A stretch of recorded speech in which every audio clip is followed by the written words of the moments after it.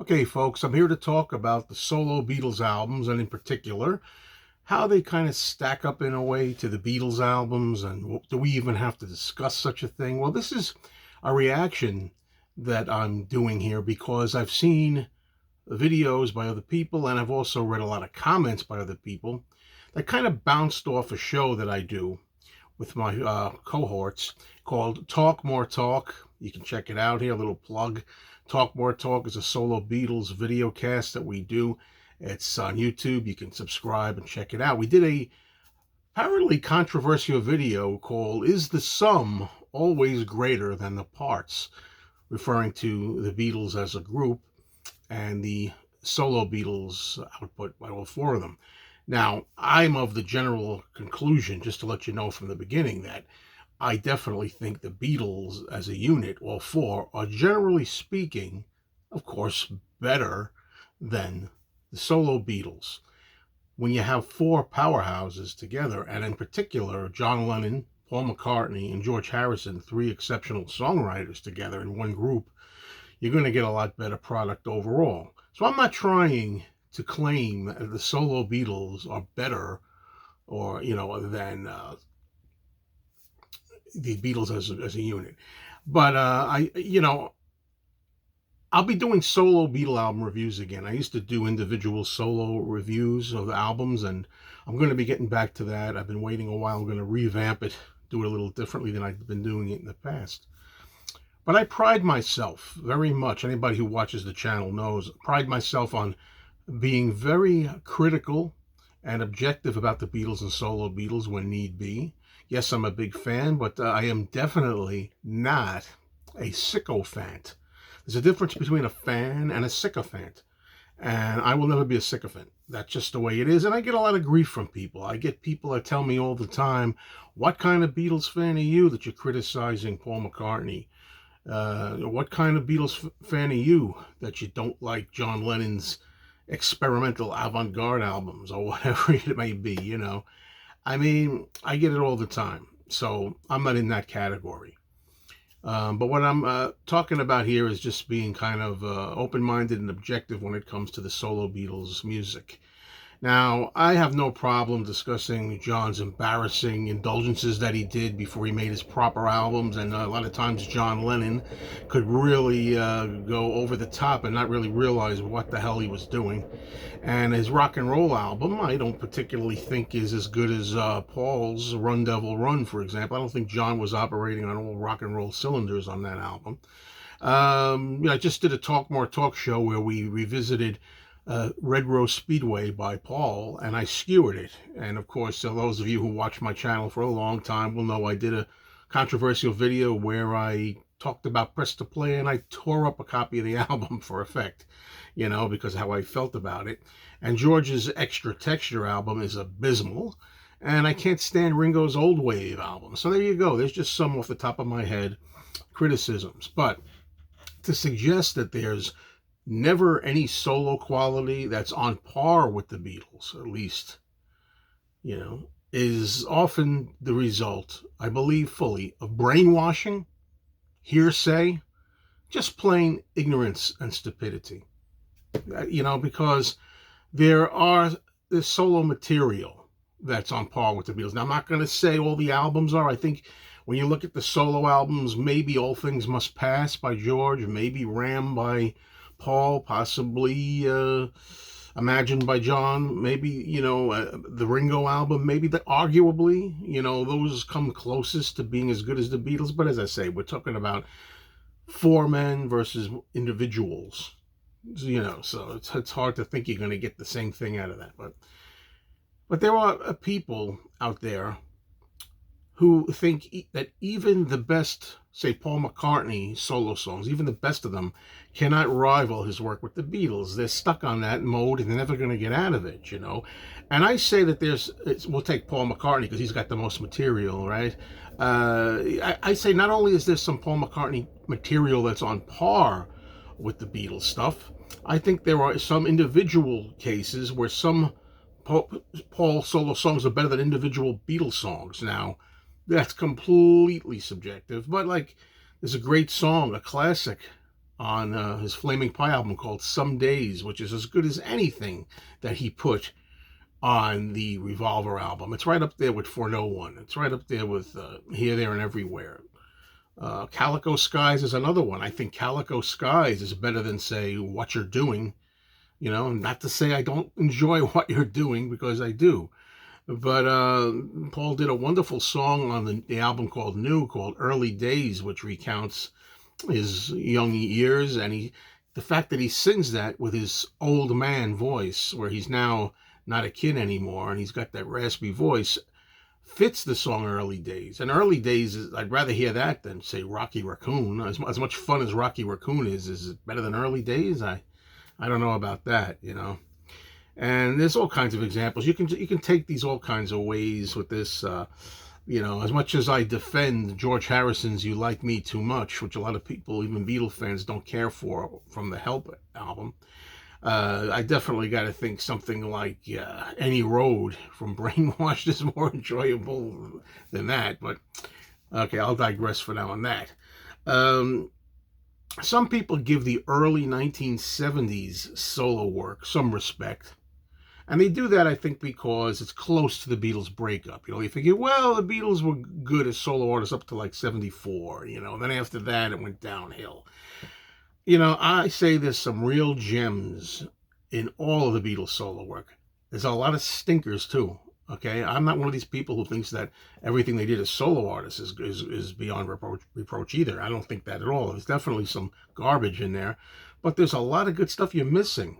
And that's okay. I mean, you know, I know there's a lot of new stuff here in 2023 by artists that I'm missing that's good. So they tell me. I don't really care. You know, if I'm missing it, that's on me. Whatever. I can live with it. But if you're a Beatles fan, and to some degree a solo Beatles fan, and you're not listening to everything, you're missing a lot of good stuff. And you should be concerned about the fact that you're missing it if you're a fan. You know, take the Chaos and Creation in the Backyard album by Paul McCartney from 2005. I mean, some people think, forget about the 21st century. Once you get to the 21st century, you can write off, you know, Paul McCartney and Ringo Starr pretty much. Well, Paul's had some of his best stuff in the 21st century. And Chaos and Creation in the Backyard is probably noteworthy as Paul's most personal and painful, vulnerable album with him. And this, I call it John's kind of equivalent to John's Plastic Ono Band debut. You know, it's kind of that personal. There's a song on there, Too Much Rain, that's just really heart-tugging and a beautiful song from Paul. Really powerful Paul song. Are you going to tell me that Honey Pie off the White Album is better than Too Much Rain? Come on, guys and gals. Really. And, you know, I know somebody out there who was talking about the Beatles solo stuff not being cutting edge enough. Like we really need everything to be cutting edge. Cutting edge is great when you can do it, and there's a lot of classics out there, but most of what we listen to is not cutting edge, right? I mean, the ones that are really above and beyond, but is it required to be cutting edge, or can it just be plain enjoyable and fun and relaxing, or whatever your thing is? It doesn't have to be challenging or cutting edge in order for it to be good, I don't think. You know, and then same person says he doesn't care to listen to artists in their 50s. I don't know about 50s, but in their 60s, 70s, and 80s. You know, why would I want to listen to that? You know, right away, it's wrong, in my opinion, for anybody to just dismiss with one wave of a hand anything solo Beatles in the 60s, 70s, and 80s. That's it. I don't want to hear that stuff. Well, maybe as you get older, you will, and you'll identify more, but I still have to say there's some really good stuff from Paul McCartney that you're missing. And I don't believe for a second that some of the people that criticize this, and there were a lot of them in the comments, you can just read comments from viewers, their minds are already made up, you know, they're brainwashed, their minds are made up, they follow the sheeple, you know, and they just simply don't even listen. They don't listen to half of it, let alone all of it. You know, they're not doing that, you know. Charts. We talk about the charts. Some people say, well, the charts. Look at the history of the charts. Here in the 70s, the Beatles were higher on the charts in the solo years, and then as the solo years went on, they went down in the charts. Well, that's no surprise. People generally don't really listen with their mindset made up already to older artists, and the charts are different, and what's being played on so-called top 40 or whatever the hell passes for top 40 in the 21st century, God help us. No, but obviously you're not going to get a song like Paul McCartney's New, which would have done very well in 1974. You're not going to get the song New doing well in 2013. It's just not going to happen. And that's not a reflection of the music. A lot of people think that's the reflection of the quality of the music. It's not a reflection of the quality of the music just because radio stations won't play it.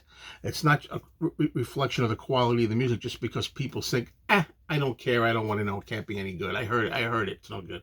And that's it. That's a lot of malarkey, to use an old word.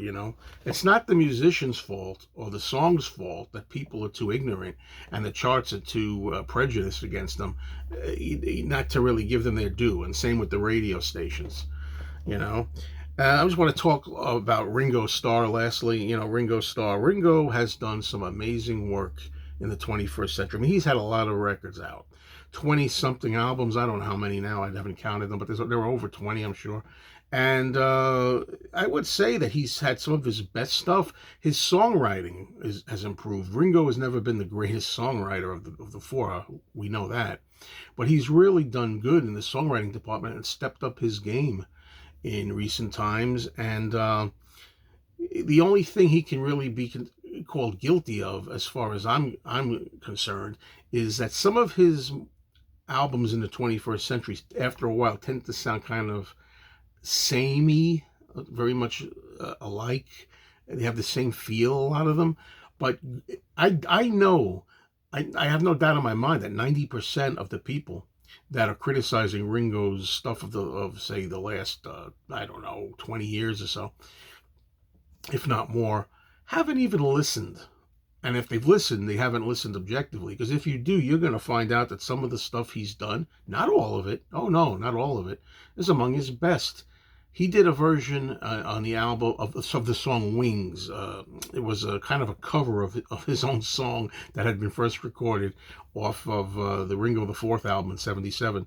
He did on the album 2012, Ringo 2012. He did a version of the song Wings, which I think is among the best he's ever done. One of the best recordings he's ever done in his career. Certainly better than What Goes On. Are you kidding? Better than Act Naturally, I think. His latest EP, I should say, that he had out, the latest EP, EP3, has a great jazzy song there called Free Your Soul, which is among the best recordings he's ever made, Ringo. But you don't want to know that? You don't want to know about it? That's on you. But don't go around and state it as some kind of an unofficial fact. Kind of like make it sound like a fact, even though it's your opinions out there, that Ringo is worthless and doesn't do anything anymore. And God bless Ringo for continuing, because that's part of his therapy. He stopped drinking and abusing in 1988, and ever since then, he continues to tour and continues to make records and continues to stay alive and get out of bed and up and around, and that is fantastic. Not all of it. I'm not making the claim that all of it is extremely exceptional. No, I'm not. But boy, people are really underestimating him. And Paul McCartney too, in the 21st century. Paul's got a fantastic song, in my opinion, when he's trying to channel Leadbelly. It's off his last album from 2020, McCartney 3. He has the old man voice. He uses the voice the best he can, but I think the melody, the song called Women and Wives off that album, is one of the most touching and the greatest melodies he's ever done. It really has a lot of ambiance to it, and I think the fact that he has the older voice in it actually accentuates the song. I wouldn't want to hear Ed Sullivan Paul, or 25-year-old Paul, from 67 singing the song Women and Wives. It just wouldn't have the same resonance. And the same thing goes for a song like Early Days. Early Days is a song that I don't want to hear Paul singing like he was singing Till There Was You. I want to hear his weathered old man voice looking back on his past. And those are my feelings for now. Thank you all for tuning in.